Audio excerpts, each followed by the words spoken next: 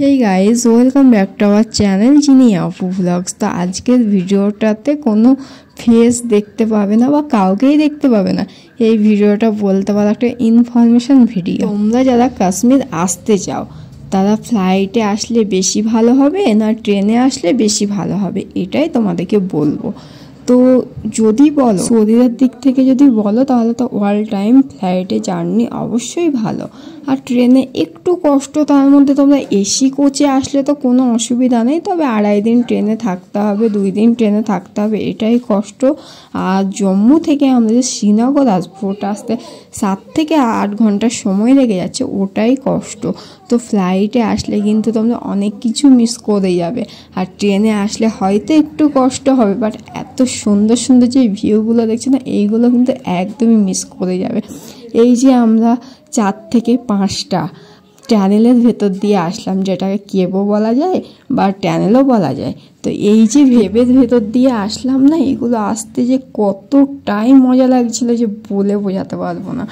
তো এইগুলো কিন্তু পুরোটাই তোমরা মিস করে যাবে ফ্লাইটে আসলে। আর এত সুন্দর ভিউ, আমরা যে 7 ঘন্টা গাড়িতে এত সুন্দর ভিউ দেখতে দেখতে আসলাম, সেটা কিন্তু একদম বলার বাইরে। আর হ্যাঁ, এখানে আমরা একটা টানেল পার করলাম বা কেভ, যেটাই বলো।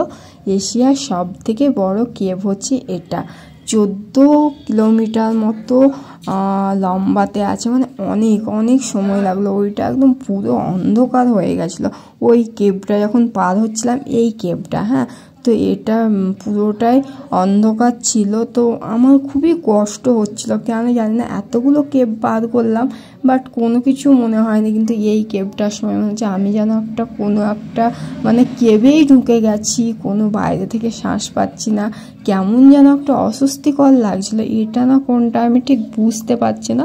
এটা নয়, এটা ছোট কেভই ছিল।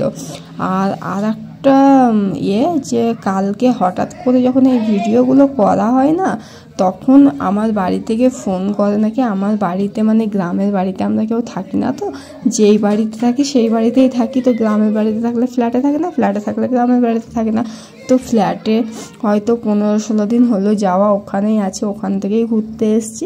এবার পাপা হঠাৎ করে কালকে মামিদের ঘরে ভাত খেতে আসে, তো আমাদের বাড়ি ঢুকে দেখে তো বাইরের মেন গেটে তালা ঝুলছে, আর পুরো তালা ভেঙে সব চুরি করে নিয়েছে, এমনকি কোনো কিছু রাখেনি। তোমার খাটের গদির তলা বলো আর বলো, সব কিছু একদম তুলে রেখেছে। সোফাকে ছেড়ে দিয়েছে, আলমারিকে পুরো চিড়ে ভেঙেছে, চাবি পায়নি নিয়ে যাই হোক, কিছু গোল্ড বা কিছু টাকা ছিল, আমরা নিয়ে যাব করে নিয়ে যাওয়াই হয়নি। আমরা যেখানে থাকি সেখানেই সব কিছু রেখে দিই, কিন্তু যাই হোক কোনো একটা মিস্টেক। তো সেই কথা শুনে না, সেই মুহূর্তে গাড়ির মধ্যে সবাই কান্নাকাটি স্টার্ট করে দিই। তো তখন মানে সেই মুহূর্তে এত সুন্দর সুন্দর ভিউ ক্রসিং করে ফেললাম, তখন মনে হলো ভিউ দেখবো না ভিডিও করব না বাড়ি যাব, মানে মনে হচ্ছে তখনই ছুটে বাড়ি চলে যায়, আর মন চাইছে না। তারপর সবাই আসলো বাড়িতে, সব গোছগাছ করে দিল। তারপর আস্তে আস্তে মনটাকে মানালাম, কিছু করার নেই, যেটা হবার সেটা হয়ে গেছে, এখনই ফিরবো বললে তো হবে না। কষ্ট করে যখন চলে এসছি, ওটা তো হয়ে গেছে, আমি চলে গেলে তো আর ফেরত চলে আসবে না।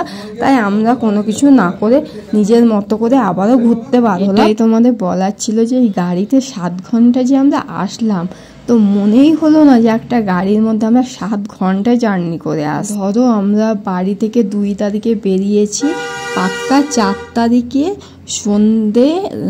রাত 8টার সময় আমরা এসে পৌঁছালাম হোটেলে।